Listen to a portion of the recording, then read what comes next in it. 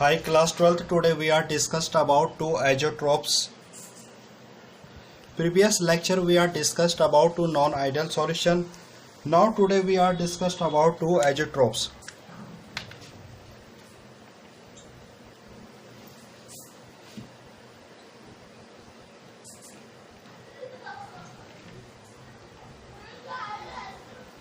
Azeotropes. The solution the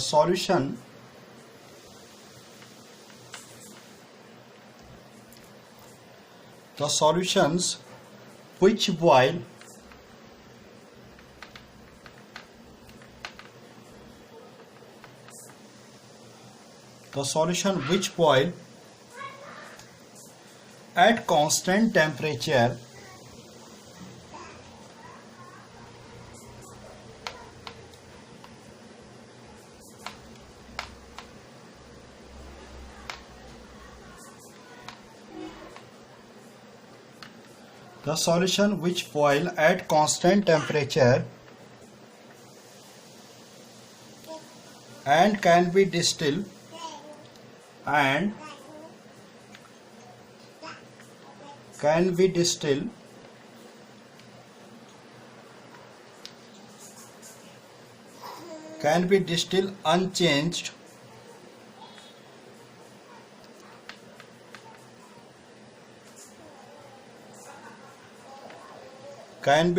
unchanged in composition.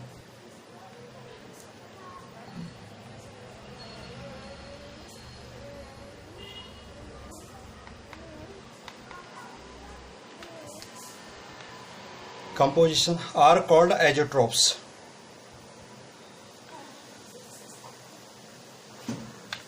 Azeotropes meaning of azeotropes.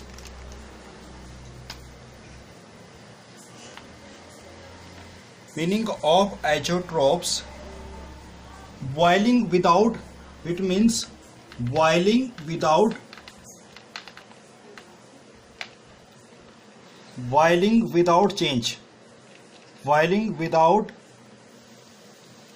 change temperature.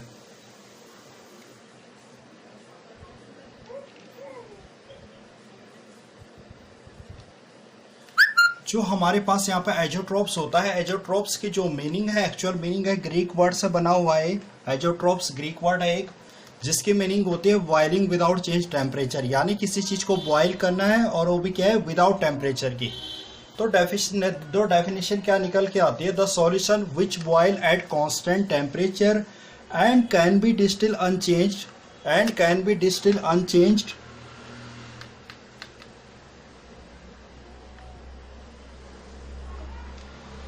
can be distilled unchanged in composition.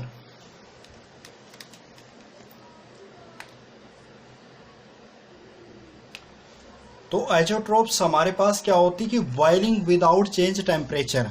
तो एजोट्रोप्स की definition में हमें क्या मिला कि बॉइलिंग होता है विदाउट चेंज टेम्परेचर, यानी कि वैसे हम लोगों ने पढ़ा था non ideal solution, same that azeotropes भी हमारे के पास कैसे वर्क करते हैं, नॉन आइडल सॉल्यूशन की तरह। यहाँ पे जो एजोट्रोप्स हमारे पास होते हैं, इसमें जो होता है मिक्सिंग, लिक्विड मिक्सिंग होता है। एक और चीज याद रखना है, यहाँ पे जो एजोट्रोप्स की मिक्सिंग की बात करें, यहाँ पे क्या होता है, ये लिक्विड मिक्सिंग होता है यहाँ पे, यानी जो सॉल्यूशन होगा हमारे पास वो होगा लिक्विड मिक्सिंग, कि जो हमारे पास जो सॉल्यूशन बनेगा वो होगा हमारे पास जो होगा लिक्विड का मिक्सचर होगा, लिक्विड मिक्सिंग होगा इसमें। तो इसमें एजोट्रोप्स होते हैं, जो क्लासिफिकेशन ऑफ एजोट्रोप्स या टाइप्स ऑफ एजोट्रोप्स, क्लासिफिकेशन ऑफ एजोट्रोप्स। तो क्लासिफिकेशन इसमें दो टाइप्स के हमारे पास होते हैं, एक होता है मिनिमम बॉइलिंग एजोट्रोप्स और एक होता है मैक्सिमम बॉइलिंग एजोट्रोप्स। क्योंकि हम लोग क्या पढ़ रहे थे, रॉल्ट लॉ में हम लोग ये पढ़ते थे कि जो हमारे पास थ्योरेटिकल प्रेशर होगा इक्वल टू होगा किसका, ऑब्जर्वेशन प्रेशर का। तो यहाँ पे ये कहीं ना कहीं क्या था कि आइडल जो रॉल्ट लॉ को फॉलो नहीं करता था, यानी कि जब रॉल्ट लॉ के इक्वल नहीं था तो क्या होगा, या तो उससे ज़्यादा डेविएशन दिखाएगा या तो उससे कम डेविएशन दिखाएगा। तो सबसे पहला जो क्लासिफिकेशन आता है, इसमें हमारे पास दो टाइप का क्लासिफिकेशन है। एक हो गया मिनिमम बॉइलिंग एजोट्रोप्स, जो है मिनिमम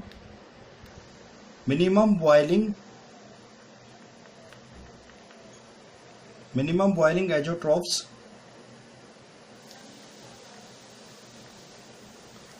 और यहाँ पे जो दूसरा आएगा हमारे पास मैक्सिमम बॉइलिंग एजोट्रॉप्स।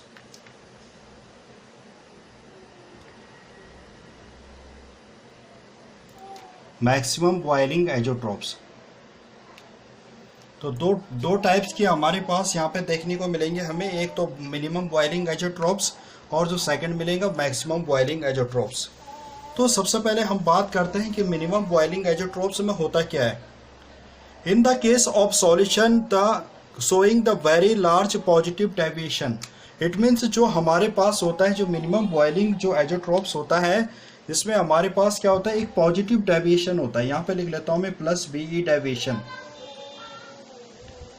यहाँ पे क्या होता है, पॉजिटिव डेविएशन होता है। और जो हमारे पास मैक्सिमम बॉइलिंग ऑफ एजोट्रॉप्स है, यहाँ पे क्या होगा, मिनिमम बॉइलिंग जो हमारे पास क्या होगा जो मैक्सिमम बॉइलिंग एजोट्रॉप्स है उसमें नेगेटिव डेविएशन होगा। इसमें जो डेविएशन होगा वो होगा नेगेटिव। तो हमारे पास सबसे पहले जो मिनिमम बॉइलिंग जो है, in the case of solution showing the very large position deviation from Raoult law, there is maximum in the vapor pressure curve। अब इसमें जो होगा, ये जो दिखाएगा हमारे पास, क्योंकि हमने जब उसमें नॉन आइडियल सॉल्यूशन में पढ़ा था पॉजिटिव डेविएशन में, तो जो हमारे पास राउल्ट लॉ था, राउल्ट लॉ के अकॉर्डिंग हमने क्या देखा था, यहाँ पे जो हमारे पास ये ग्राफ देखा था हमने प्रेशर का और किसका, मोल फ्रैक्शन का। तो प्रेशर और मोल फ्रैक्शन का जो ग्राफ देखा था, वहाँ पे जो हमारे पास टोटल जो जा रहा था, टोटल PT निकाल रहे थे हम, इस तरह से निकाल रहे थे उसमें PT टोटल वेपर प्रेशर। तो उसमें जहाँ पे पॉजिटिव डेविएशन होगा, तो पॉजिटिव डेविएशन जब हमारे पास वहाँ पे हुआ था, तो जो हमारे पास जो ग्राफ था, वो ग्राफ किस तरह से जा रहा था, हमारे पास ग्राफ किस तरह से जा रहा था, इसके ऊपर से, कहाँ पे, नॉन आइडियल सॉल्यूशन। जिसको यहाँ पे तब समझ में आएगा कि ये जो ग्राफ ऊपर से प्लॉटिंग क्यों हो रहा है, उसको सबसे पहले क्या करना पड़ेगा, नॉन आइडियल सॉल्यूशन पे मेरे वीडियो के जो है नॉन आइडियल सॉल्यूशन को देखना पड़ेगा, देन उसके बाद यहाँ पे क्लियर हो पाएगा। तो इसलिए स्टूडेंट सबसे पहले मैं यही सजेस्ट करूंगा कि एक बार आप लोग नॉन आइडियल सॉल्यूशन वाले को देखो, देन उसके बाद आपको बहुत ही अच्छे से समझ में आएगा एजोट्रॉप्स।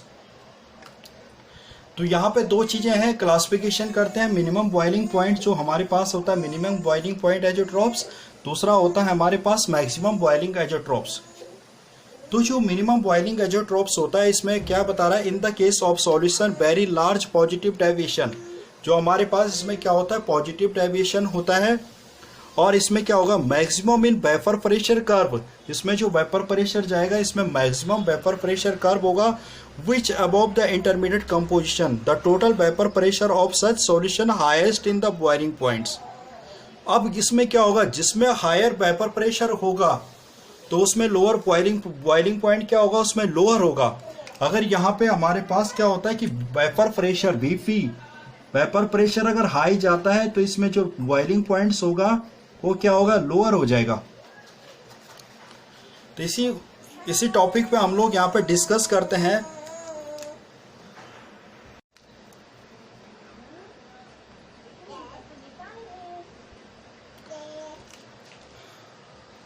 तो सबसे पहले हम लोग लेते हैं कि जो पॉजिटिव डेविएशन हो रहा है मिनिमम बॉइलिंग पॉइंट, इसमें हमारे पास है एग्जांपल एथेनॉल्स है C2H5OH।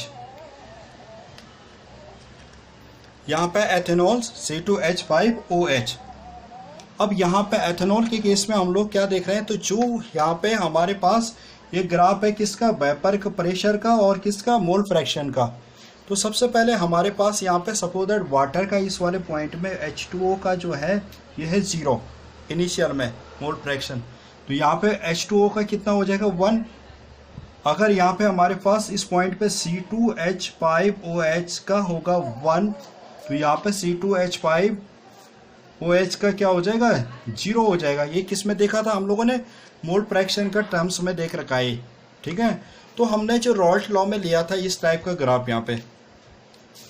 अब मैंने क्या बताया आपको, ये क्या शो कर रहा है यहाँ पे हमारे पॉजिटिव डेविएशन में जो राउल्ट लॉ का या आइडल गैस जो हमारे पास थी, आइडल गैस के ग्राफ से जो पॉजिटिव डेविएशन में कितना दिखाएगा, ये ग्राफ क्या जाएगा, इसके ऊपर में जाएगा, इसके ऊपर से होते हुए जाएगा। तो यहाँ पे C2H5 में जैसे हम लोगों ने देखा कि यहाँ पे हमारे पास जो ग्राफ पॉजिटिव डेविएशन में जा रहा है, तो हमने यहाँ पे क्या किया, इस पॉइंट्स पे किसी एक पॉइंट पे मान लेते हैं हम लोग कि जैसे हम लोग यहाँ पे ले रहे किसको, एथेनॉल्स को, C2H5 को। अब यहाँ पे हमने ले रखा है C2H5OH को।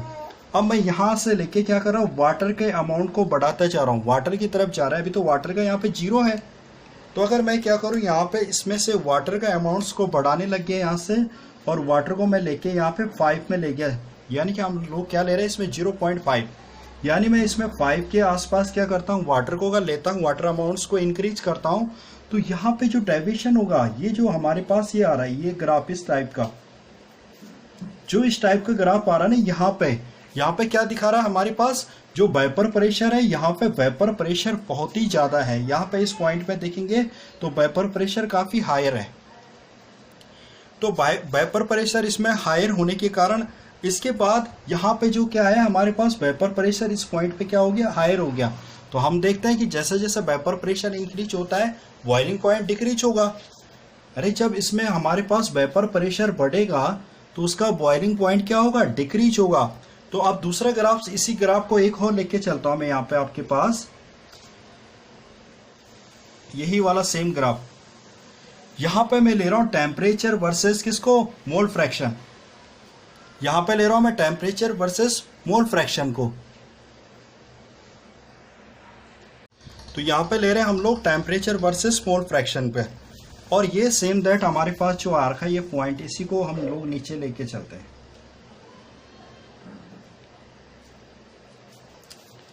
टेम्परेचर वर्सेस मोल फ्रैक्शन में जो हमारे पास ऊपर का ग्राफ है, इसी को मैं इस पे, क्योंकि यहाँ पे हमारे पास x 0 था, हमने वाटर को 5 करा यहाँ पे मोल्स, और लगभग जो यहाँ पे इस पॉइंट पे जहाँ पे हम लोगों ने एक ग्राफ इस तरह से जा रहा हमारा, क्योंकि आइडल का तो इस तरह से जाता ना हमारे पास, आइडल का तो सीधा जाता उसमें ग्राफ, और जो हमारे पास जो पॉजिटिव डेविएशन है ऊपर से उठ के जाता है यहाँ पे। तो यहाँ पे हमारे पास क्या हो गया, जैसे हम लोगों ने इसमें 5% क्या कर दिया, 5% मोल किसका, वाटर डाला, तो यहाँ पे जो एथेनॉल से कितना हो जाएगा, 95%। एथेनॉल इसमें कितना हो जाएगा, 95%। और एथेनॉल का यहाँ पे जो मैं टेम्परेचर ले रहा हूँ आपके पास, ये हो जाएगा 353। यहाँ पे जो टेम्परेचर ले रहा हूँ मैं किसका, एथेनॉल का है, वो है सपोज दैट इस पॉइंट पे 353।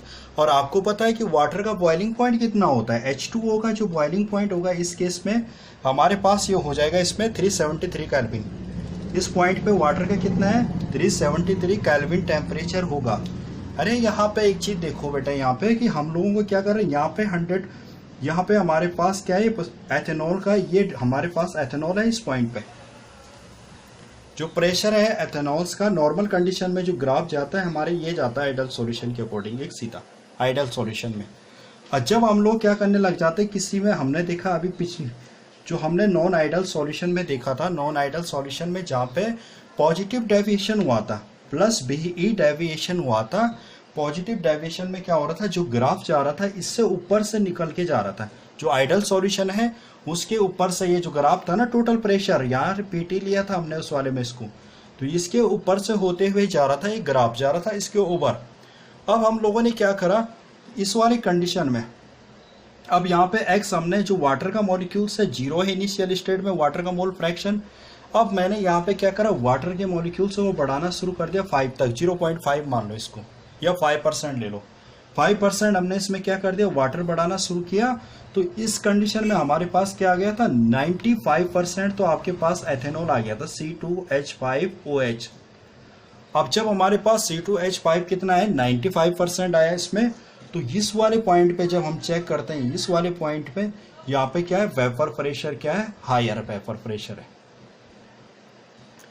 तो इस वाले पॉइंट पे क्या हो गया, हमारे पास जो है वेपर प्रेशर क्या हो गया, इसमें हायर हो गया। और हमने इसी ग्राफ को दूसरे उसमें क्या देख रहे हैं, टेम्परेचर वर्सेस मोल फ्रैक्शन में, इस ग्राफ को क्या देख रहा हूँ मैं, सेम ग्राफ को हम टेम्परेचर में इसको यहीं पे शो कर सकता था, लेकिन यहाँ पे ये पूरा कॉम्प्लिकेटेड हो जाएगा, इसलिए मैं इसको कहाँ पे दिखा रहा हूँ अलग से। तो इसी ग्राफ को मैं टेम्परेचर वर्सेस मोल फ्रैक्शन कर रहा हूँ। तो यहाँ पे जो इस पॉइंट पे जो ये पॉइंट है उसको मैंने ये मान रखा है, यहाँ पे इस पॉइंट पे जो एथेनॉल का जो टेम्परेचर होगा वो होगा 353 केल्विन टेम्परेचर यहाँ पे बॉइलिंग पॉइंट का। और वाटर का हमारे पास क्या हो गया, वाटर का जो यहाँ पे प्रेशर, यहाँ पे टेम्परेचर है 373 केल्विन वाटर का। अब यहाँ पे होता क्या है कि मैंने क्या बताया कि जो वेपर प्रेशर इंक्रीज हो रहा है, तो वेपर प्रेशर जैसे जैसे इंक्रीज होता है इसका बॉइलिंग पॉइंट्स यहाँ पे इस वाले पॉइंट पे इसका बॉइलिंग पॉइंट इस तरह से डिक्रीज होता हुआ जाता है। यानी जो हमारे पास ये पॉइंट है, इस पॉइंट पे क्या हो जाता है, बॉइलिंग पॉइंट डिक्रीज हो जाता है। बॉइलिंग पॉइंट हमारे पास डिक्रीज होता है और ये जो पॉइंट है ऊपर का ये दिखा रहा है हमारे पास वेपर प्रेशर को इंक्रीज होता है। तो ये था minimum boiling points of azeotropes plus जो हमारे पास क्या दिखा रहा था, पॉजिटिव डेविएशन दिखा रहा था इस पे। तो क्या कंक्लूजन निकल के आया हमारे पास, in the case of solution so very large positive deviation from Raoult law, there is the maximum in the vapor pressure curve which show the above of the vapor pressure either the pure components, यानी pure components कौन सा हो गया, जो ideal solution का यहाँ पे graph है जो स्ट्रेट लाइन पे जा रहा है यहाँ पे। Pure components for one of the intermediate composition, the total vapor pressure of such solution will be highest, boiling point will be the lowest because higher vapor pressure और is lower boiling point। यानी कि जैसे जैसे vapour pressure बढ़ेगा boiling point वैसे वैसे इसमें क्या होगा, डिक्रीज होता चला जाएगा। तो ये था हमारे पास सबसे पहले मिनिमम बॉइलिंग पॉइंट एज़ोट्रोप्स यानी पॉजिटिव डेविएशन। और जो सेकंड थिंग्स हमारे पास आती है इस वाले में, जो मैक्सिमम इसमें हमारे पास क्या है, मैक्सिमम बॉइलिंग पॉइंट के लिए क्या करेगा, माइनस डेविएशन देगा। तो माइनस डेविएशन का मतलब क्या होगा, जो आपके पास आइडल सॉल्यूशन या रॉल्ट लॉ का जो हमारे पास ये ग्राफ है इसमें जो वेपर प्रेशर जाएगा इसके नीचे से होते हुआ जाएगा। तो माइनस डेविएशन में जो एग्जांपल आता है हमारे पास यहाँ पे आता है 68% HNO3 का सॉल्यूशन। जो HNO3 होता है वो भी किस फॉर्म में होना चाहिए, एक्वस फॉर्म में होना चाहिए। जब एक्वस फॉर्म में होगा तो इसका जो बॉइलिंग पॉइंट होगा, बॉइलिंग पॉइंट क्या है, मैक्सिमम होगा इसका। तो ले लेते हैं हम लोग फिर वही ग्राफ सेम दैट इसी का।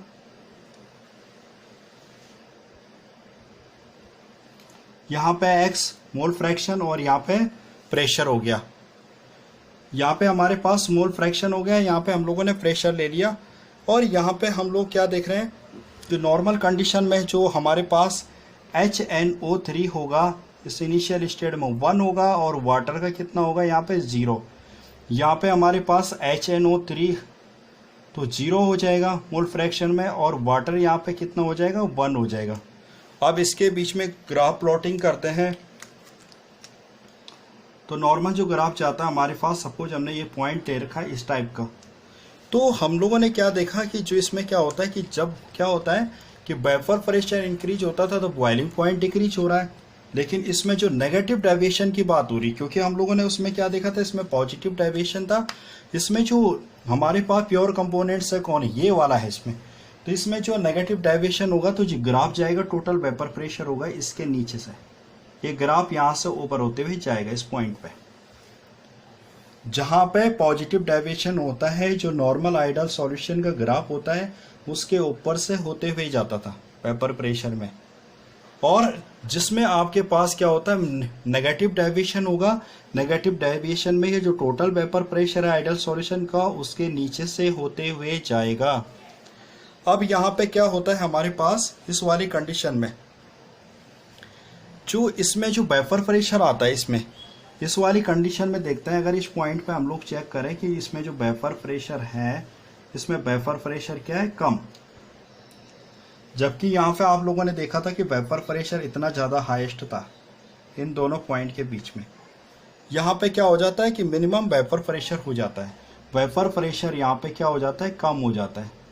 अब बताओ वेपर प्रेशर जिसमें डिक्रीज होगा तो बॉइलिंग पॉइंट्स वहाँ पे क्या होगा, इंक्रीज हो जाएगा। जहाँ पे वेपर प्रेशर यहाँ पे डिक्रीज होगा तो बॉइलिंग पॉइंट्स उसमें क्या हो जाएगा, इंक्रीज हो जाएगा। और जैसे जैसे हम लोग क्या करेंगे, इसमें वाटर को ऐड करते जाएंगे, जैसे जैसे हम लोग यहाँ पे क्या करेंगे, वाटर को ऐड करते जाएंगे तो वेपर प्रेशर यहाँ पे जैसे जैसे वाटर को हम लोग इसमें ऐड करेंगे तो वेपर प्रेशर यहाँ पे डिक्रीज होता जाएगा और बॉइलिंग पॉइंट्स आपका इंक्रीज होता जाएगा इसमें नेगेटिव डेविएशन में। तो इसमें जो मैक्सिमम बॉइलिंग पॉइंट्स है, in the case of the showing negative deviation total vapour pressure become less than corresponding ideal solution.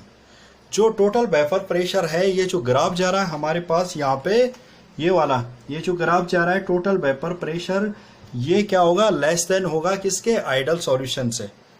तो यहाँ पे जो total vapour pressure become less than corresponding to ideal solution same composition because the lower in the vapour pressure higher in the boiling points. तो ये था हमारे पास एजोट्रॉप्स। एजोट्रॉप्स किसको बोलते हैं कि बॉइलिंग विदाउट चेंज टेम्परेचर। यहाँ पे एजोट्रॉप्स को क्या कर सकते हैं, boiling without change in temperature. तो यहाँ पे जो डेफिनेशन होता है, the solution which boil at constant temperature can be distil unchange in the composition. और इसके लिए सबसे पहले एजोट्रॉप्स के लिए क्या कंडीशन होनी चाहिए, हमारे पास जो मिक्सचर होगा लिक्विड का मिक्सचर होता है। क्लासिफिकेशन हमने करा, इसमें क्लासिफिकेशन के लिए हमारे पास 2 टाइप्स के हैं, एक तो मिनिमम बॉइलिंग एजोट्रॉप्स, एक होता है मैक्सिमम बॉइलिंग एजोट्रॉप्स। मिनिमम बॉइलिंग एजोट्रॉप्स होता है ये पॉजिटिव डेविएशन दिखाता है और मिनिमम बॉइलिंग वाला क्या करता है, हमारे पास जो मिनिमम है ये पॉजिटिव डेविएशन दिखाता है। दूसरा जो मैक्सिमम बॉइलिंग वाला होता है वो माइनस डेविएशन दिखाता है। इसका एग्जांपल एथेनॉल का है। एथेनॉल इसमें 95% डिजोल्व होता है, जबकि हमारे पास नेगेटिव डेविएशन में 68% HNO3 एक्वस फॉर्म में डिजोल्व होता है। इसमें आपके पास वेपर प्रेशर ज़्यादा होता है और बॉइलिंग पॉइंट इसमें डिक्रीज होता है। तो उसमें क्या होता है कि वेपर प्रेशर डिक्रीज होता है और बॉइलिंग पॉइंट इंक्रीज होता है। तो ये थे हमारे पास एजोट्रॉप्स।